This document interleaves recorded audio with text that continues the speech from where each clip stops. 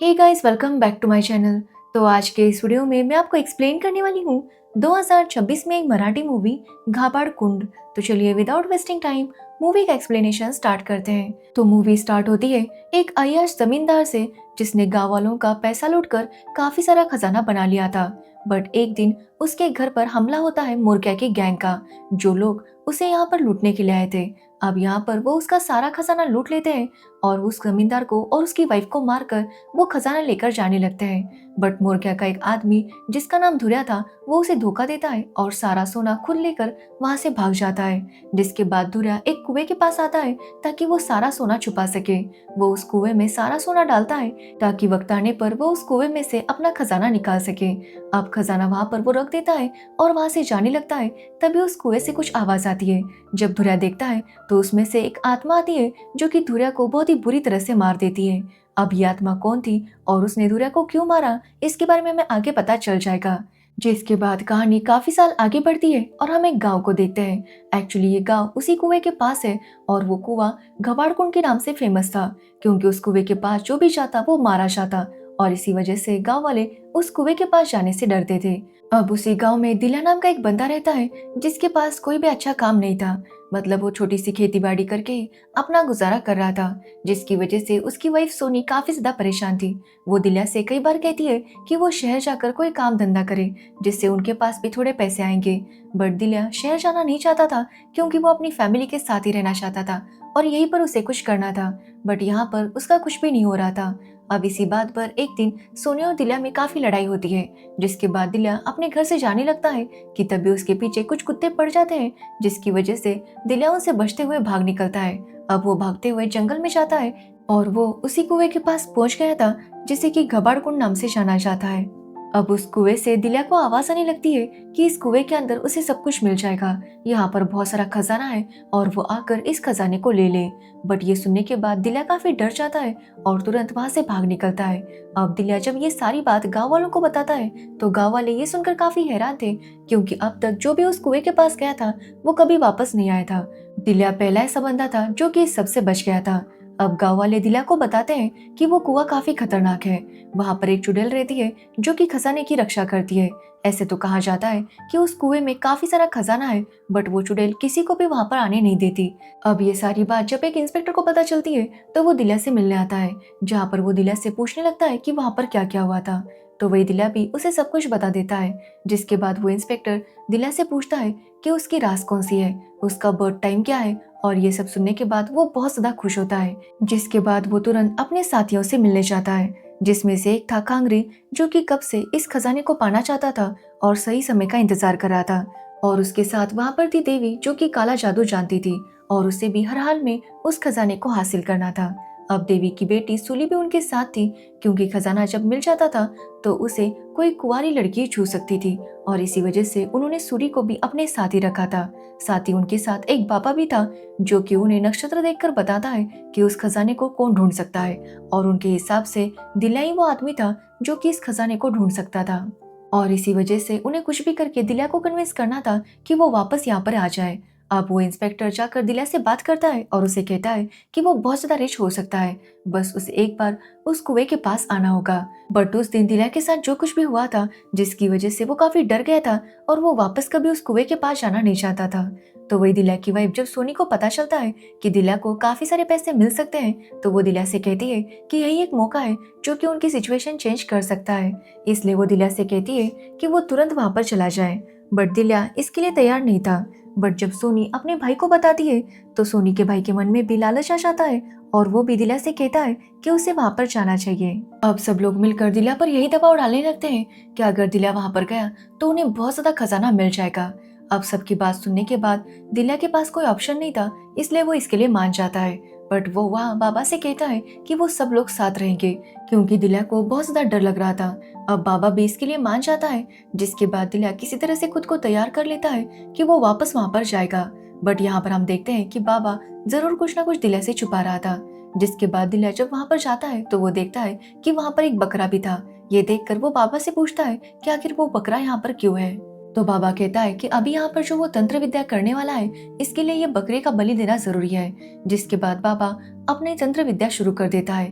अब वहाँ पर बाकी लोग भी थे और जैसे ही बाबा तंत्र विद्या शुरू करता है, वहाँ का मौसम बदल जाता है। मतलब वहाँ पर तेज हवाएं आने लगती है। ये देखकर दिल्या काफी डर गया था।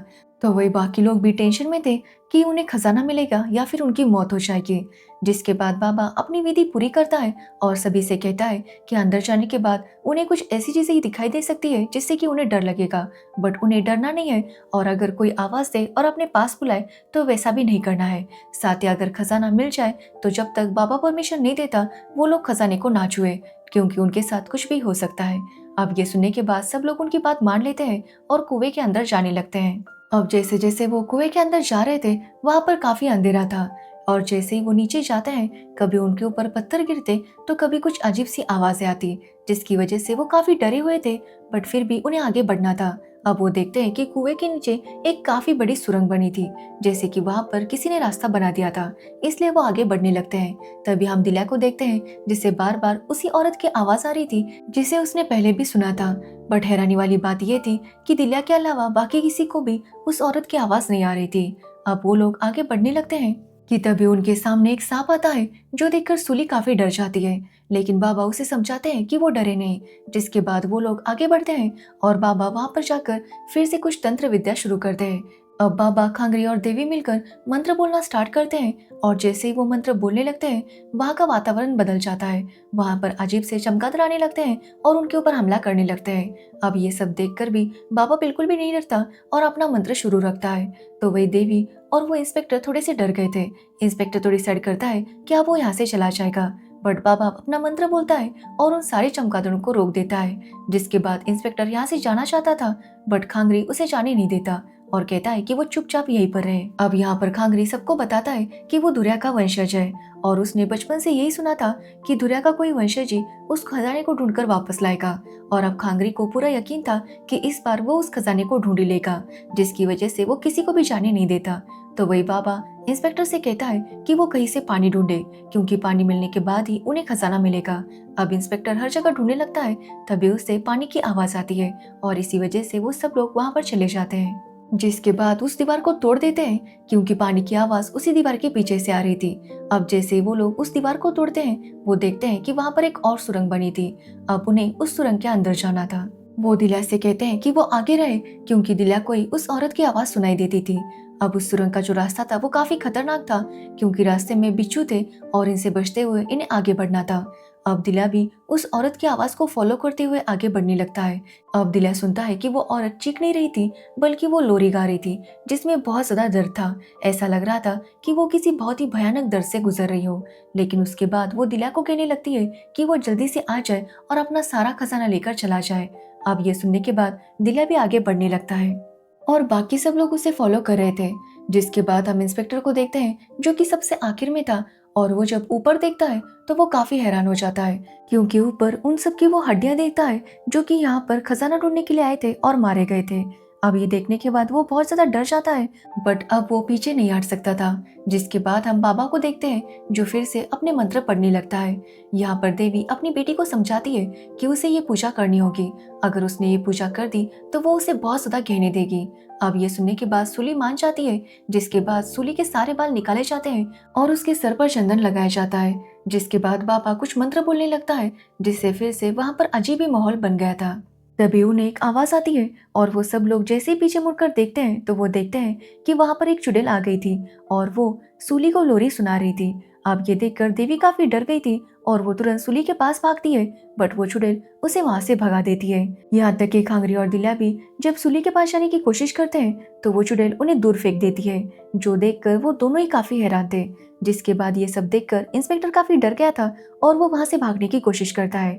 अब उसे कुछ भी करके कुएं से बाहर निकलना था, बट जब वो वहां पर आता है तो देखता है कि जो रस्सी उन्होंने ऊपर जाने के लिए रखी थी, एक शराबी ने उसे चुरा लिया था, जिसकी वजह से अब वो ऊपर जा नहीं सकता था। इसलिए वो वापस सबके पास आ जाता है। तो वही हम देवी को देखते हैं, जो बहुत ज्यादा डरी हुई थी। अब उसे खजाने की नहीं, बस अपनी बेटी की फिक्र थी, इसलिए वो बाबा से कहने लगती है कि वो कुछ भी करे और सूली को बचा ले। जिसके बाद बाबा फिर से मंत्र पढ़ने लगता है ताकि वो उस आत्मा को कंट्रोल कर सके।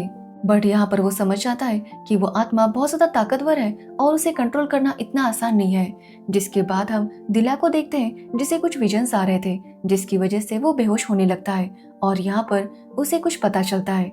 एक्चुअली काफी सालों पहले जब उस जमींदार के घर पर दुर्या और उसके लोगों ने हमला किया था, तो दुर्या ने उस जमींदार को मार दिया था। बट तभी हम जमींदार की वाइफ को देखते हैं जो बहुत ज्यादा खुश थी क्योंकि वो जल्दी माँ बनने वाली थी और इसी वजह से उसने काफी कुछ चीजें इकट्ठा की थी ताकि वो अपने बच्चे के लिए उसे रख सके। उन सारी चीजों को उसने एक पोटली में बांध कर रखा था। अब जैसे ही उनकी हवेली पर हमला होता है, वो एक बॉक्स में जाकर छुप जाती है ताकि वो अपने बच्चे को बचा सके। बट दुर्या उसे देख लेता है और उस पर बिना रहम किए वो उसे मार देता है। यहाँ तक कि उसने जो अपने बच्चे के लिए सामान रखा था, यानी कि एक पोटली में उसने जो सब कुछ बांध कर रखा था, दुर्या उसे भी ले लेता है और सारे खजाने के साथ उसे भी लेकर उसी कुएं में आ जाता है। बट उस जमींदार की वाइफ की आत्मा उस पोटली में आ गई थी, जिसकी वजह से दुर्या ने जब उस खजाने को उस कुएं में रखा तो उसी आत्मा ने दुर्या को अंदर खींच लिया और उससे अपने बच्चे की मौत का बदला ले लिया। अब दिला के सामने सारी सच्चाई आ गई थी और वो समझ जाता है कि इस आत्मा के साथ कितना गलत हुआ था। अब उसे वो भी पता चल जाता है कि वो खजाना कहाँ पर। अब दिला के सामने इस आत्मा की सारी सच्चाई आ गई थी और वो समझ जाता है कि इसके साथ कितना गलत हुआ है। इसे बस अपने बच्चे को सेफ रखना था। साथ ही दिला को ये भी विजन आता है कि वो खजाना कहाँ पर है, जिसकी वजह से वो वहां पर चला जाता है और उनके सामने खजाना देखकर वो सभी लोग काफी ज्यादा हैरान थे क्योंकि वहां पर काफी सारे सोना चांदी हीरे ये सब कुछ था। ये देखकर सभी लोग काफी खुश हो जाते हैं क्योंकि उन्होंने फाइनली ये खजाना ढूंढ लिया था। लेकिन यहाँ पर बाबा सबसे कहता है कि कोई भी खजाने को हाथ नहीं लगाएगा क्योंकि रूल के मुताबिक उस खजाने को कुंवारी लड़की हाथ लगा सकती है। अब ये सुनने के बाद वो लोग तुरंत सुली को ढूंढने लगते हैं। तो वही देवी दिला से कहती है कि वो उसकी बच्ची को बचा ले क्योंकि उसकी बच्ची अभी भी उस चुड़ैल के कब्जे में है। अब दिला समझ नहीं पा रहा था कि आखिर वो क्या करे, वो उस खजाने के पास जाए या फिर सुली को ढूंढे या फिर उस आत्मा के बारे में पता करे। तभी हम देखते हैं कि खांगरी सुली को लेकर आता है और यहाँ पर बाबा उसे कहता है कि वो सबसे पहले सुली को कहे कि वो जाकर खजाना को टच करे। जिसके बाद खांगरी सुली को समझाता है कि उसे जाकर खजाने को छूना होगा और सुली भी उस खजाने के पास जाने लगती है, जहाँ से वो अपने डॉल के लिए एक गोल्ड का नेकलेस लेती है और वहाँ पर कुछ भी नहीं होता।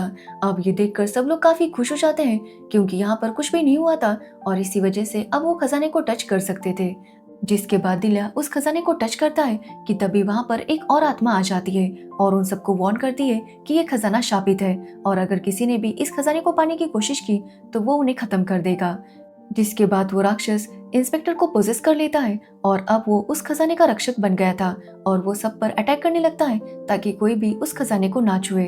बट तभी हम देखते हैं कि दिल्या उस राक्षस के साथ लड़ने की कोशिश करता है बट वो वहां पर कमजोर पड़ जाता है। कि तभी हम देखते हैं कि वो चुड़ैल वहां पर आ जाती है और जो अब तक इन सब लोगों को डरा रही थी, अब वो उनके लिए उस राक्षस से लड़ने लगती है। उस चुड़ैल ने देवी को पोजेस किया था और इसी के जरिए वो उस इंस्पेक्टर को मार देती है और इंस्पेक्टर में वो राक्षस था वो भी खत्म हो जाता है। जिसके बाद वो चुड़ैल बाबा को मारने के लिए उसके पास आने लगती है क्योंकि बाबा जो मंत्र बोल रहा था इसकी वजह से उसकी शक्तियां कम हो रही थी। अब ये देखकर बाबा तुरंत दिल्या को एक पोटली देता है और उसे कहता है कि वो इस पोटली को आग में फेंक दे, जिसकी वजह से उस आत्मा को मुक्ति मिल जाएगी।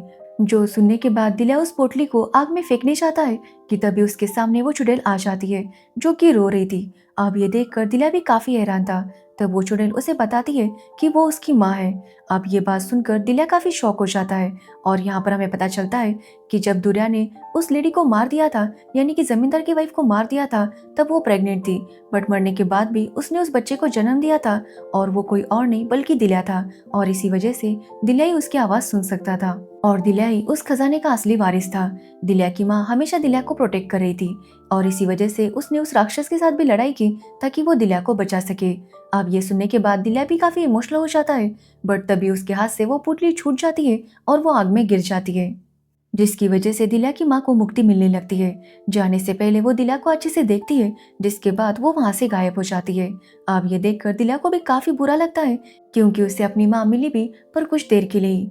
जिसके बाद हम खानगिर को देखते हैं जिसे बस खजाने से मतलब था और इसी वजह से वो बाबा की बात मानकर उस बकरे को ढूंढने लगता है ताकि वो बकरे की बलि दे सके और इस खजाने को जागरूक कर सके। अब वो लोग बकरी को ढूंढते हैं बट वो बकरी वहां पर नहीं थी।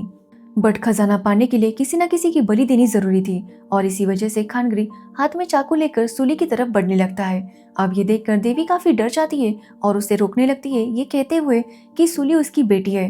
बट खानगरी के ऊपर लालच का भूत सवार था और उसे किसी भी हाल में खजाना चाहिए था, और इसी वजह से वो सूली की तरफ बढ़ने लगता है कि तभी बीच में दिल्या आ जाता है और वो खांगरी के साथ फाइट करने लगता है। यहाँ पर दोनों में फाइट हो रही थी तो वही देवी ये सब देखकर काफी ज्यादा हैरान थी। वो इतने गुस्से में थी क्योंकि अब उसे कुछ भी करके अपनी बेटी को बचाना था, और इसी वजह से वो वहां पर पड़ा एक खंजर उठाती है और खांगरी पर अटैक करती है, जिसके बाद खांगरी काफी जख्मी हो जाता है। तभी देवी दिल्या से कहती है कि वो सूली को लेकर तुरंत यहाँ से निकले।